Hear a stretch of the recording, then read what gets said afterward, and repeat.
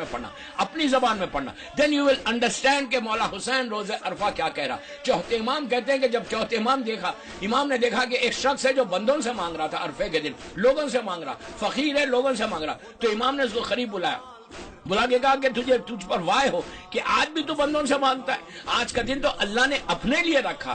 آج کا دن وہ ہے کہ جو تم مانگو گے, انہیں سال بھر ہم اللہ کو بولتے, اللہ کے دروازے کو ہم نوک کرتے کہ پروردگار تو ہماری دعا کو قبول کر, تو دعا کو قبول کر. لیکن روز عرفہ اللہ یہ بولتا کہ میرے بندے جو تجھے مانگنا ہے آج مانگ لے, آج میں ہر چیز دینے تیار ہوں. لیکن وہی دن کے روز عرفہ غسل کرو صبح میں, جو حج پہ نہیں گئے, جو میری آواز سن رہے, جو میرا میسیج سن رہے, ان کے لیے کہ عرفے کے دن کرنا کیا ہے. عرفے کے دن سب سے پہلے غسل کرو صبح میں, اور صبح غسل کر کے نیت کرو. اچھا وہ غم کا دن بھی ہے, جناب مسلم ابن عقیل کی شہادت کا بھی دن ہے, ہمارے لیے بہت بڑا غم کا دن ہے, کربلا کا آغاز ہے. تو غسل کرو یہ نیت کے ساتھ کہ میں غسل کرتا ہوں روز عرفہ قربتاً اللہ. پھر نیت کرو کہ میں غسل کرتا ہوں روز عرفہ اپنے امام کی سلامتی کے لیے قربتاً اللہ. پھر نیت کرو کہ میں غسل کرتا ہوں روز عرفہ اپنے گناہوں کی معافی کے لیے. پھر نیت کرو کہ میں غسل کرتا ہوں روز عرفہ معصومین کی زیارت نصیب ہونے کے لیے. میں غسل کرتا ہوں روز عرفہ تمام مومنین و مومنات کے حق میں دعا کرنے کے لیے. میں غسل کرتا ہوں روز عرفہ اپنے اعمال کی قبولیت کے لیے. نیت ایک کرو, 25 ایک غسل کرو, اور 25 نیت آپ کر سکتے. میں پوری نیتیں تو نہیں بتاتا, جتنا آپ کر سکتے اس میں نیتیں کریں. اور کرنے کے بعد آپ یہ کوشش کرو کہ اس کے بعد آپ کو پتا ہے آپ نے جو غسل کیا, جو سر پہ صرف شاور کے نیچے آ گئے, اب جب آ گئے شاور کے نیچے, جب آپ کے سر سے پانی زمین پہ گرتا تو پانی نہیں گرتا بلکہ اللہ سارے جسم کے گناہوں کو معاف کر دیتا. عرفہ اتنا امپورٹنٹ دن ہے. اس کے بعد اس دن 4 رکعت نماز ہے, دو رکعت کر کے پڑھنا ہے.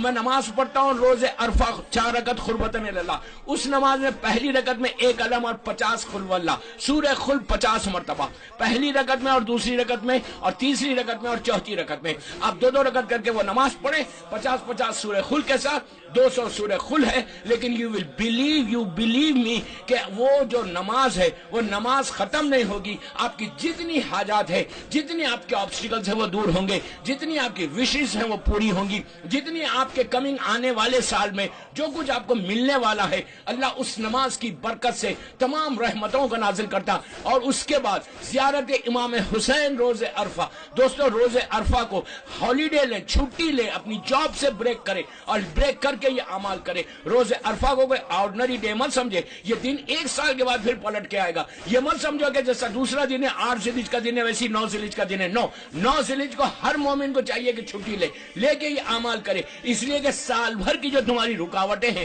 سال بھر کی جو تمہاری حاجات ہیں, سال بھر کی جو تمہاری پریشانیاں ہیں, جو تمہاری پریشانیاں پوری نہیں ہو رہی, وہ ایک دن ایسا ہے کہ اللہ تمہاری ساری حاجات کو پورا کرے گا. اس کے بعد زیارت امام حسین روز عرفہ, مولا حسین کی زیارت کا پڑھنا لازم ہے.